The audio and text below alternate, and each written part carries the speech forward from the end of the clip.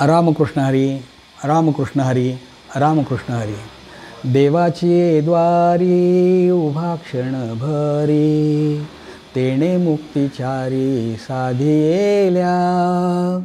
हरिमुखे म्हणा, हरिमुखे म्हणा, पुण्याची गणना कोण करी.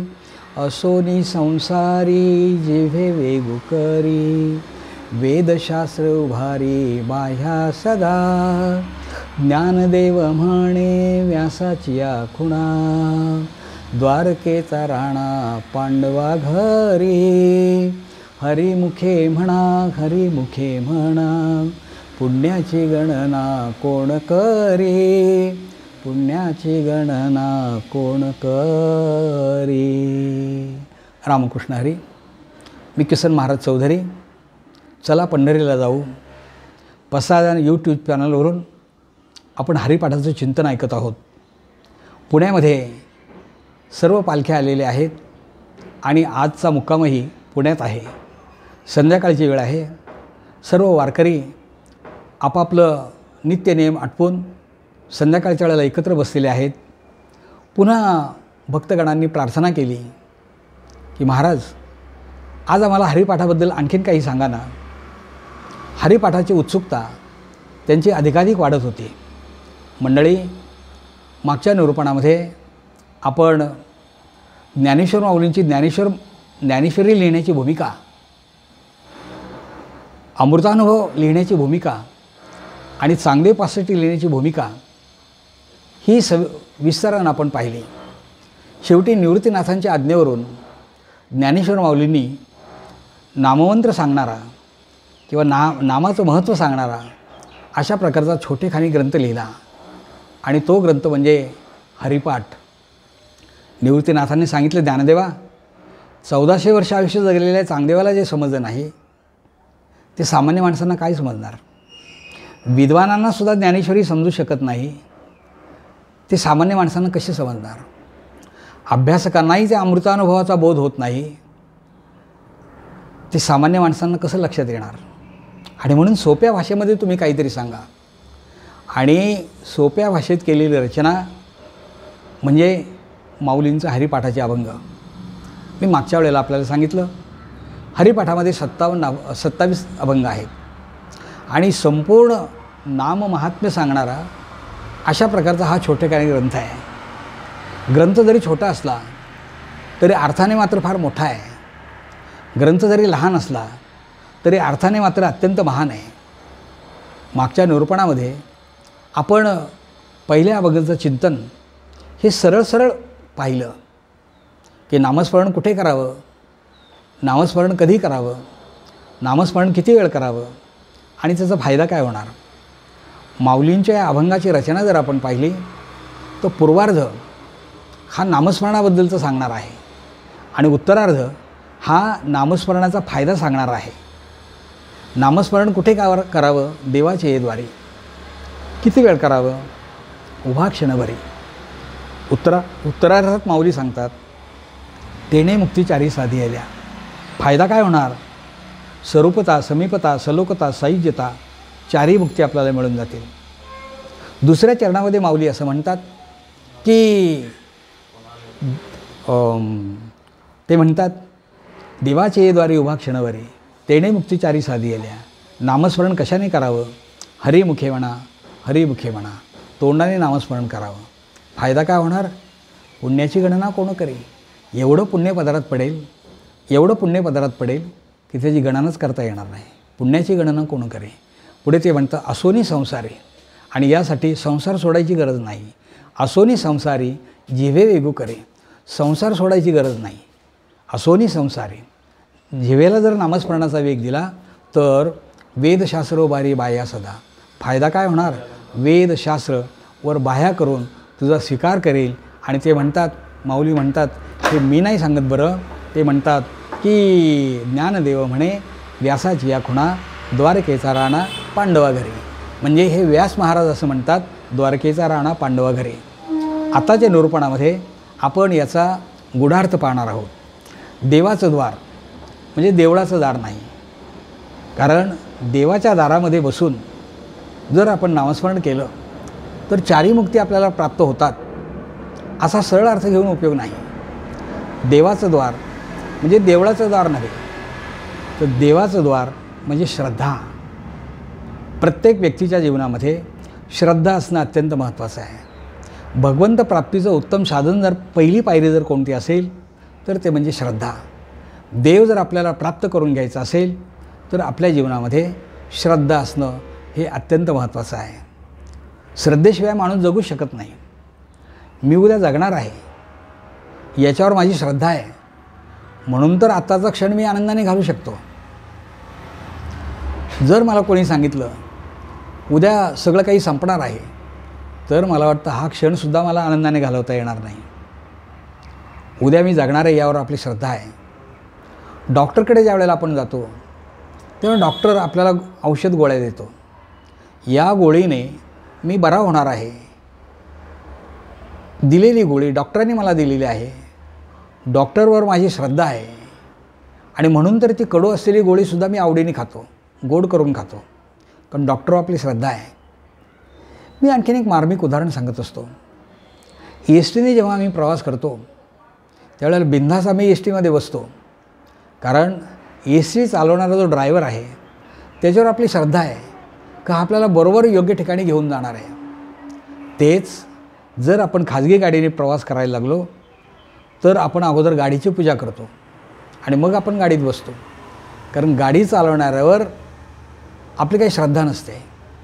जीवनात श्रद्धा असणं अत्यंत महत्त्वाचं आहे.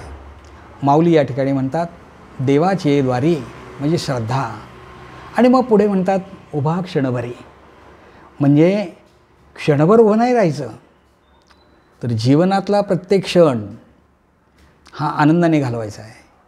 जीवनातला प्रत्येक क्षण हा नामस्मरणाने भरायचा आहे.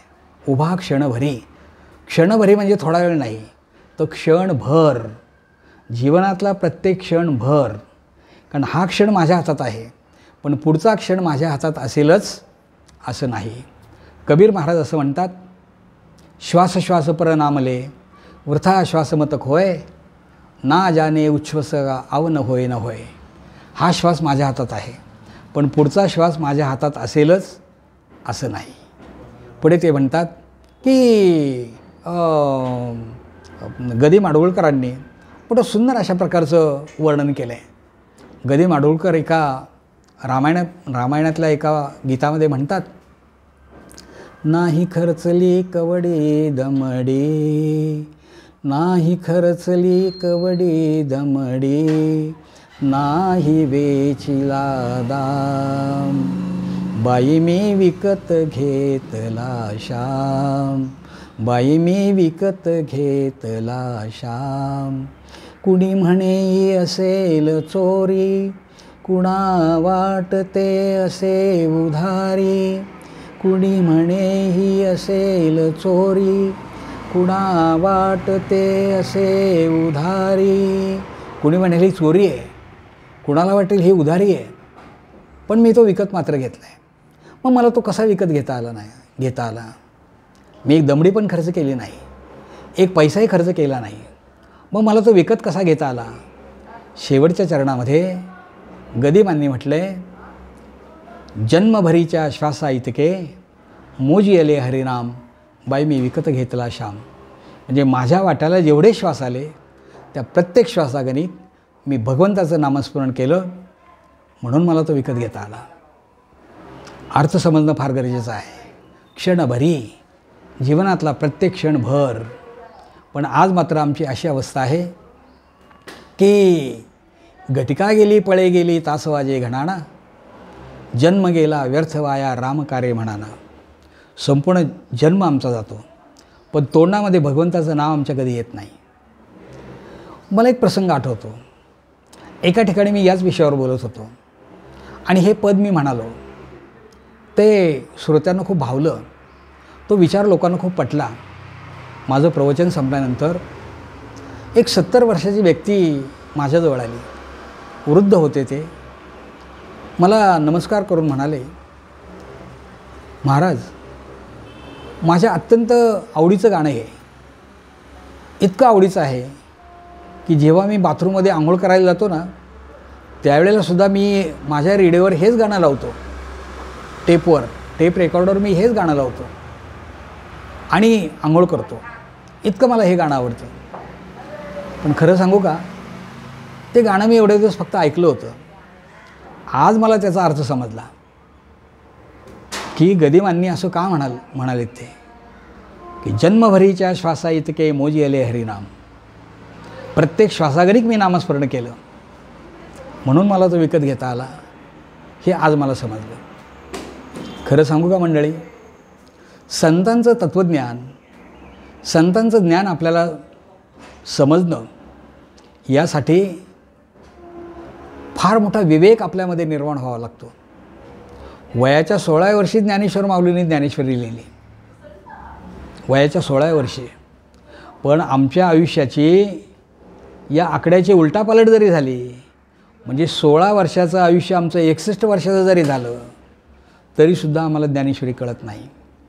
आणि म्हणून संतांचं वाङ्मय आपण त्या अर्थाने समजून घेतलं पाहिजे.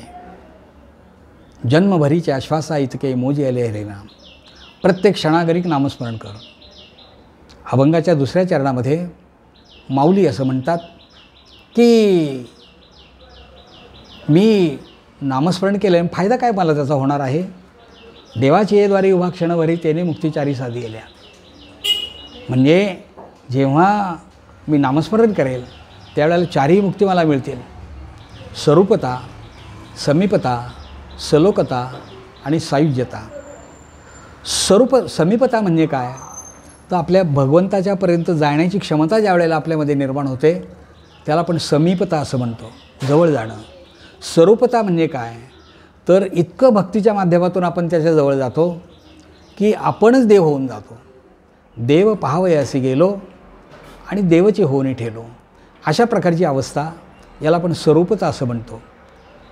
सायुज्यता, समीपता, स्वरूपता, सायुज्यता मुक्ती अशी आहे की आपण देवाशी एवढे एकरूप झालेलो असतो. आणि या 4ही मुक्ती ज्या वेळेला आपल्या जीवनामध्ये येतात त्यावेळेला माणसाला आपल्या जीवनाचा अर्थ कळू शकतो. आणि म्हणून अखंड नामस्मरण असावं, अखंड नामस्मरण असावं. देवाची द्वारी उभा क्षणभरी तेणे मुक्तिचारी साधियेल्या. या 4ही मुक्ती जर आपल्याला मिळवायची असतील तर अखंड अशा प्रकारचं नामस्मरण आपल्या जीवनामध्ये असणं महत्त्वाचं आहे. पहिल्याच अभंगातील पहिल्या एकाच ओळीचा अर्थ आपण या ठिकाणी पाहिला आणि तो अर्थ इतका सोपा नाही तर इतका गूढार्थ आहे की देवाचे द्वारी उभा क्षणभरी तेणे मुक्तिचारी साधियेल्या. पुढे ते म्हणतात नामस्मरण कशाने करावं. हरिमुखे म्हणा, हरिमुखे म्हणा, पुण्याची गणना कोण करेन. आपण नामस्मरण करायचं आहे पण ते तोंडाने नामस्मरण करायचं आहे. म्हणून तर भगवंताने आपल्याला तोंड दिले ना, म्हणून ते म्हणतात हरिमुखे म्हणा, तोंडाने नामस्मरण कर. हरिमुखे म्हणा, हरिमुखे म्हणा. फायदा काय होणार आहे, पुण्याची गणना कोण करे. मग हे तोंड भगवंताने आपल्याला का दिलं, तोंडाने आपण नामस्मरण कसं करायचं, हे आपण पुढच्या मुक्कामाच्या ठिकाणी पाहणार आहोत. तुर्तास आपण या ठिकाणी थांबूया. रामकृष्ण हरी, रामकृष्ण हरी, रामकृष्ण हरी.